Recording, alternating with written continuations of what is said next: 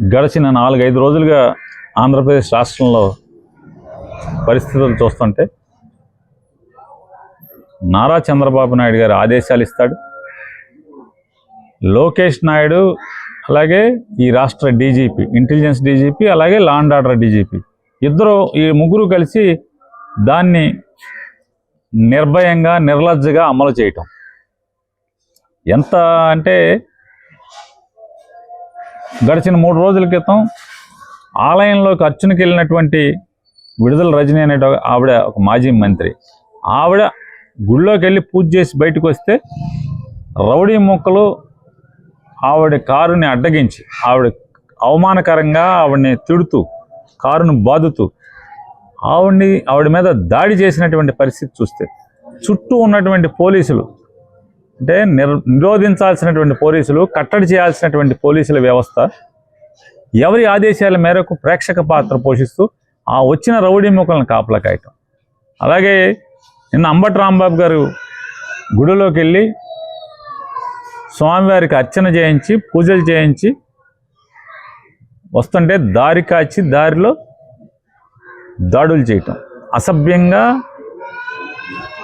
ఆడవారు కూడా, స్త్రీలు కూడా అంటే నోటితో పలకలేనటువంటి దూషణలతో రాంబాబు గారిని తిడితే ఏం చేస్తాడు? మనిషిగా దారి కాచి కొన్ని అవతలోళ్ళు మతిస్థిమితం లేనోళ్ళు, మెంటలోళ్ళు అనుకుంటే మనకెందుకులే మెంటలోళ్ళతో అని చెప్పి వెళ్ళిపోవచ్చు. కానీ వాళ్ళు బాధ్యతాయుతమైనటువంటి నామినేటెడ్ పదవుల్లో ఉండి, లేదా పార్టీల్లో విశిష్టమైనటువంటి అధికారాలు ఉండి రాజకీయం చేస్తున్నటువంటి తెలుగుదేశం నాయకులు కర్రలతో యథేచ్ఛగా చూడండి. గుంటూరు రాజధాని అంటాం, నడిబొడ్డులో కర్రలతో రాడ్లతో దారి కాచి ఒక మాజీ మంత్రిని, ఒక సీనియర్ రాజకీయ నాయకుడిని అడ్డగించి హత్యాయత్నం చేసే పరిస్థితి వస్తే అతన్ని అసభ్యకరంగా ఆడవాళ్ళ చేత అనరాని మాటలు అనిపించి ఆ రాంబాబు గారి తల్లిని, రాంబాబు గారి శ్రీమతిని దూషణగా పచ్చి బూతులు తిడుతుంటే ఏం చేస్తాడు? మనిషిగా తిరగబడి 4 మాటలు మాట్లాడితే దాన్ని చంద్రబాబు గారిని ఆపాదించి చంద్రబాబు గారిని మాట్లాడు. కొన్ని దాని మీద రాంబాబు గారిని కేసు కట్టి అరెస్ట్ చేశారా?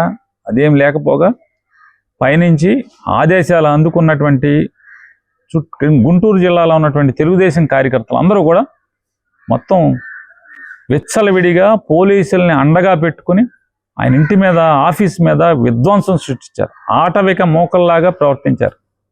అతన్ని హత్యాయత్నం చేశారు. కానీ పోలీసులు ప్రేక్షక పాత్ర వహిస్తూ వచ్చిన మోకలకి కాపు కాసినటువంటి పరిస్థితులు. ఆఖరికి ఈ రాష్ట్రంలో ఉన్నటువంటి టీవీ ఛానల్స్లకు కూడా ఆ వాయు వరుసలు లేకుండా, జ్యోతి, ఆర్టీవీ, TV9 వారు వీరేం లేకుండా అందరినీ కూడా దేహశుద్ధి చేసి ఈ రాష్ట్రంలో ఆ జరుగుతున్నటువంటి విధ్వంసం లైవ్లో ఎక్కడ కనపడనివ్వకుండా చేసేదానికి, రికార్డులు అంటే ఎక్కడ కూడా విజువల్గా ఎక్కడ కనపడకూడదని చెప్పి దాడులు చేయటం, ఇవన్నీ కూడా పైనుంచి ఆదేశాలు. రాష్ట్ర డీజీపీ కూర్చునే కుర్చీకి, అతని కాపురం ఉండే చోటికి ఎంత దూరం? 30-40 కిలోమీటర్ల దూరంలో ఇంత విధ్వంసం జరుగుతుంటే వేలాది మందిగా, అంటే ముందు ఒక 500, 1000 నుంచి 1000, 1000 నుంచి 1500, 1500 నుంచి 2000 లారీలు పెట్టి, బస్సులు పెట్టి, కారులు పెట్టి పోగేసి తీసుకొచ్చి గుంటూరులో ఆ విధ్వంసం చేస్తే, మళ్ళీ ఈ రోజున జోగి రమేష్ గారు, ఆయన భార్య, కొడుకులు కలిసి తంబళపల్లిలో వాయిదా ఉండటం వల్ల రేపు ఇవాళ దారిలో శ్రీశైలం కానీ టెంపుల్స్ అన్నిటికి వెళ్ళి తంబళపల్లి చేరుకుంటే ఇంటి దగ్గరికి వెళ్ళి పెట్రోలు, డీజిలు చుట్టినటువంటి గుడ్డలు, బాటిల్స్తో ఆ వరండాలోకి ఇసిరి ఆ ఇల్లు తగలబెట్టేటువంటి కార్యక్రమం చేయటం, ఇంటిని గేటును తన్నే కార్యక్రమం. పోలీసులు ఏం చేస్తున్నారు అంటే ప్రేక్షక పాత్ర చూస్తున్నారు. వైసీపీ వాళ్ళు దాన్ని అడ్డుకుంటాకి వెళ్తుంటే వాళ్ళని లాఠీ చార్జ్ చేస్తారు పోలీసులు. అసలు ఈ రాష్ట్రంలో ఏం జరుగుతుంది అనేది, అంటే ఇవాళ జరుగుతున్నటువంటి ఈ ఉద్దేశపూర్వకం ప్రభుత్వం చేస్తున్నటువంటి రాజ్యహింస, ముఖ్యమంత్రి నాయకత్వంలో, ముఖ్యమంత్రి ఆదేశాలతో జరుగుతున్నటువంటి రాజ్యహింస, దాన్ని ఎలా కంట్రోల్ చేయాలి? వెంటనే పంపించాలి. లేకపోతే కనుక వేలాది మంది ప్రాణాలకి ఇవాళ ముప్పు వచ్చే పరిస్థితులు ఉన్నాయి. ఇవాళ రాష్ట్రపతి పాలన విధించడానికి సంపూర్ణంగా అవకాశం ఉన్నటువంటి రాష్ట్రం ఆంధ్రప్రదేశ్ రాష్ట్రం. వైఎస్ఆర్ కాంగ్రెస్ పార్టీ తరఫున డిమాండ్ చేస్తున్నాం, రాష్ట్రపతి వాళ్ళని విధించాలని చెప్పని, తక్షణమే కేంద్ర ప్రభుత్వం బలగాల్ని పంపించాలని చెప్పని.